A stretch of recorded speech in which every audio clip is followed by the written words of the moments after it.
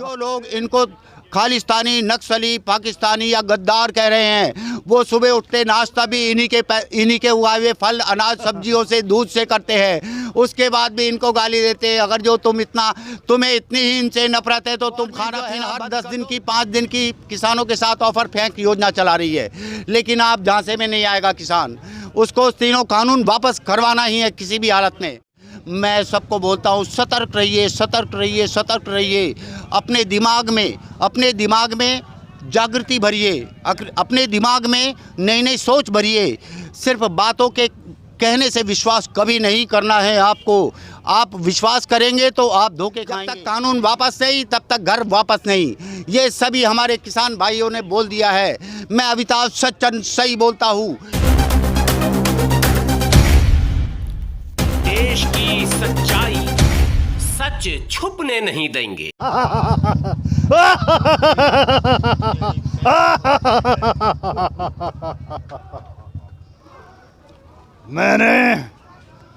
मैंने बहुत समझाया, उस बड़े भाई को बहुत समझाया, किंतु उसकी समझ में नहीं आया। ये योजनाएं, ये सरकार, इस सरकार में योजनाएं भरी हुई हैं। ये सब निकलने को तैयार हैं, पर इन पे कामयाबी नहीं।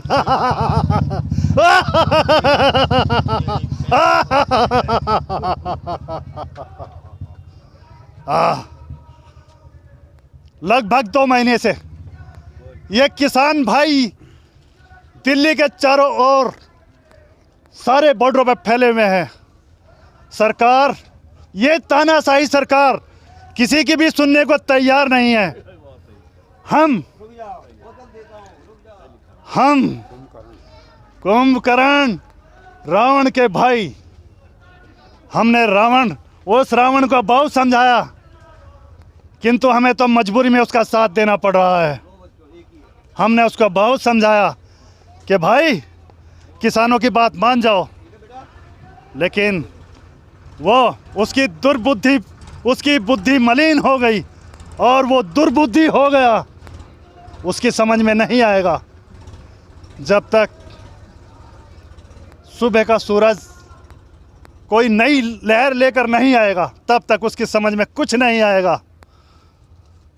वो समझदार बनने को बहुत कुछ है, उसके पीछे आगे पीछे जो चमचे लगे हुए हैं वो उसको पीछे से सुई लगाते रहते हैं, लेकिन उसके समझ में कुछ नहीं आता। लेकिन उसे अब समझना पड़ेगा, किंतु क्या करूं, मैं तो मजबूर हूं, मैं तो उस कुल से हूं, मुझे उसका साथ देना पड़ेगा। किंतु रात्रि में अपने किसान भाइयों का भी साथ देना पड़ेगा। धन्यवाद।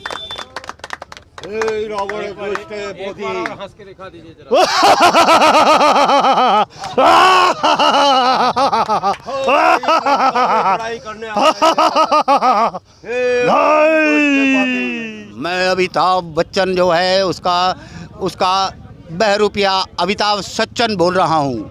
आप मुझको अमिताभ बच्चन कुछ भी बोल सकते हैं। मैं सबको बोलता हूँ, सतर्क रहिए, सतर्क रहिए, सतर्क रहिए।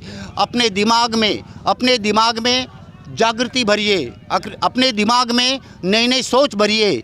सिर्फ बातों के कहने से विश्वास कभी नहीं करना है आपको।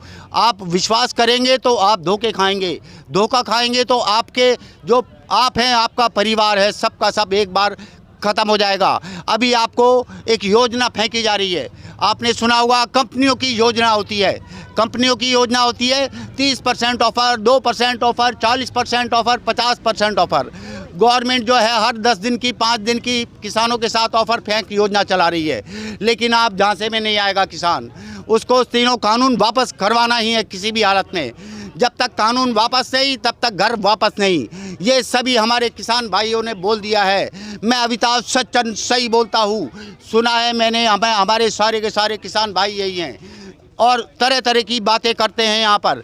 आज जो गोदी मीडिया है, गू मीडिया है या दलाल मीडिया है, वो गिनती का रह गया है। अब हमारे जो आप लोग जैसे सज्जन जो रिपोर्टर हैं, एंकर हैं, उनका आस्ते आस्ते उत्थान होगा और गोदी मीडिया का आस्ते आस्ते आस्ते पतन होगा।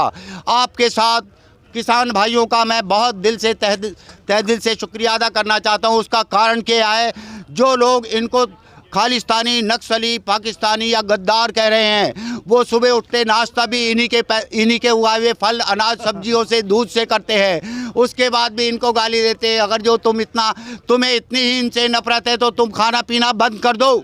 तुम खाना पीना क्यों नहीं बंद करते? खाना पीना बंद कर दो। अपने पापा जी से बोलो कि वो हमें विदेश से मंगवाए, लेकिन विदेश से मंगवाने का मतलब कंपनी का मतलब नहीं समझते आप। अभी आलू ही 70 रुपये किलो बिका था, आपको पता नहीं होगा। बिका था, वो किसका आलू था? वो कंपनी का आलू था। वो हमारे पप्पा महाराज के कंपनी का आलू था। जैसे ही हमारे किसान भाइयों का आलू आया मार्केट में, आते ही वो आलू का रेट 10 रुपये 8 रुपये किलो हो गया। ये होता है चमत्कार।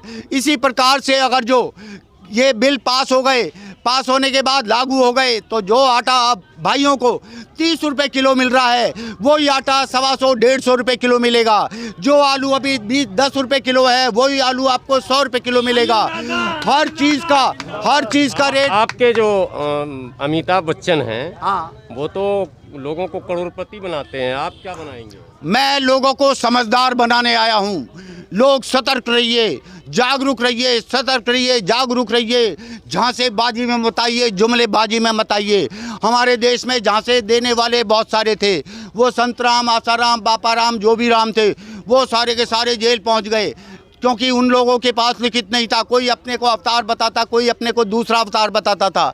अगर जो उसके पास वो अवतार के रूप हैं, तो वो जेल से बाहर क्यों नहीं निकल सकते? ये सब हमारे देश को अंधविश्वास में धकेला जा रहा है। आप क्यों नहीं समझते इस बात को भाइयों?